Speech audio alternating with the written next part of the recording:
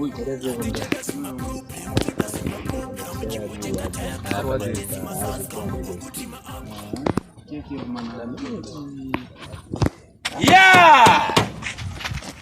I get you.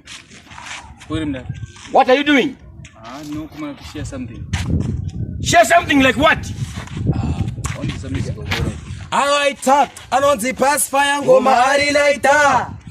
Zvakaoma upenyu uri kurwadza unge boma, mari tiri kushaya chero shoma, sichazi ndichitoma segeto yuti rinoda kupfuma, chero hazvo zvinhu zvichirema hama dzinosema, mamwe mabhurura anotama, takazobukwa namama takutamba nemajama, takujibhema kwabhostama, so alright, anonzi Passfare ngoma arilaita. Angolita ndozita, alright msaka ndakuda kushanda zvine pay, ndikashandira mahara mhuri yangu inodye, ndakuda kunzi imbinga vasandisaise, ndane mari yakawanda ndakugara kunze, ndane kalevo kunge liweni, ndakutyisa pazvinhu ngekeni, paningasani ndinenge ndepashaini, ndakunzi mbinga kwese kuCape Town.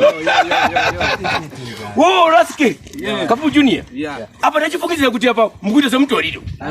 Mukuita sebuwe. Artist angaimboshia. Uzi Passfare. Uncle leader. Wakomana.